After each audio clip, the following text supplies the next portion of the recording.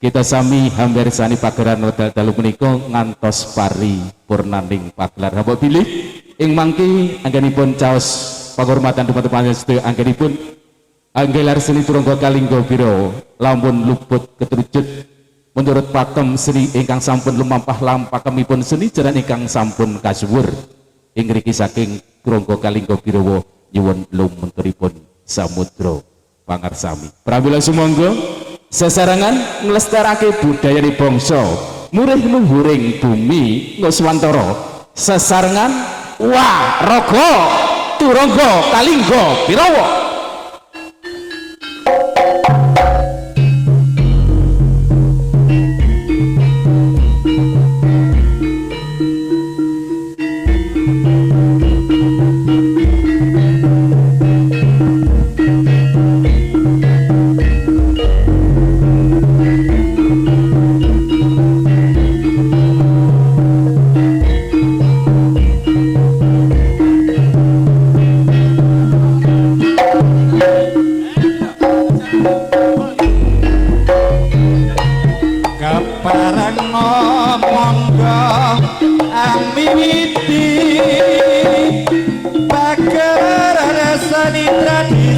budaya Dewi paguyuban turangga kalingga birawa ingkang dipun pimpin Kang Bagus Mulyana sing disasapuhi dene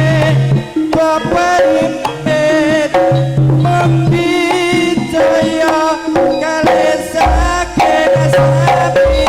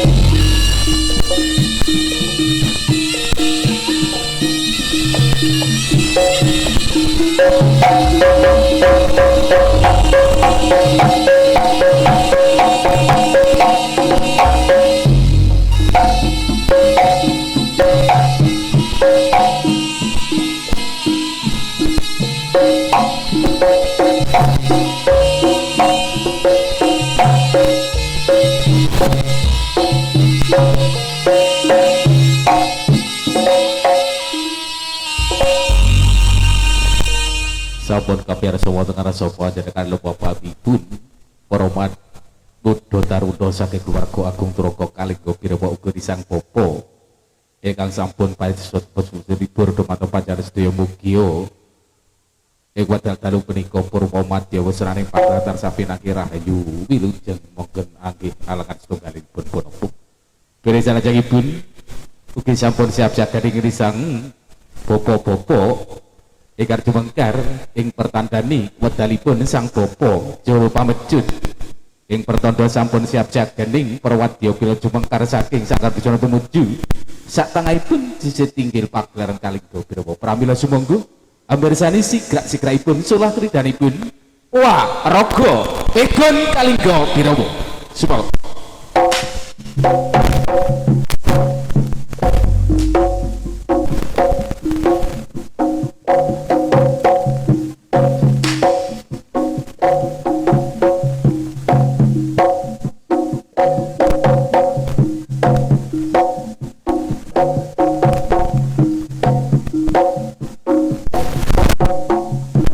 Gugu tekar bedale madya kapiran suarane gongso para tatampa saha bintara sami lumaksana jumakah bablas tumuju madyaning tumuju wonten satengahipun sisih tinggil Kalingga Birawa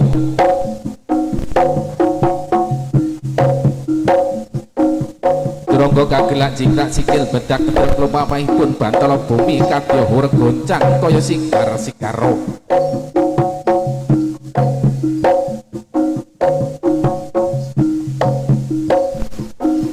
barisane tamtampa jumakah gagah bablas tumuju madyaning palagan alitih turungga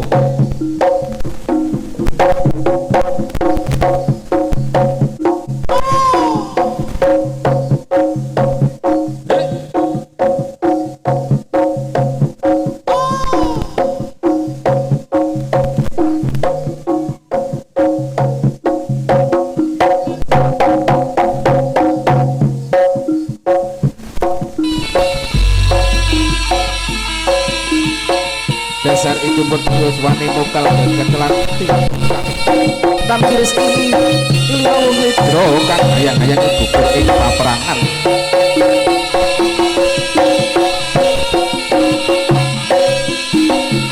kang ana nubekti kebaki mring praja lan kautaman kang kebak kampan tesulah tindak tanduk para taruna ngapeting kangge irah-irahan sanggar seni budaya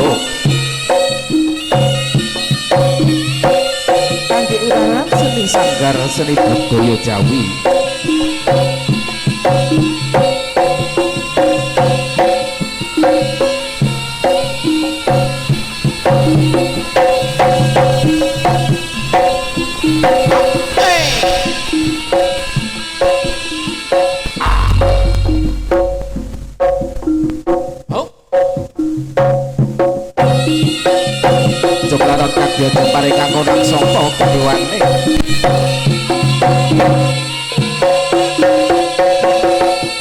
lampahipun Semar Wadyabala senajan sebangsa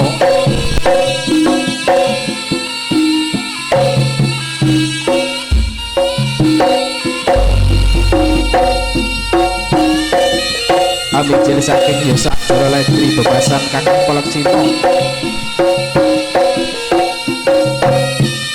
Kang Agam Busananiro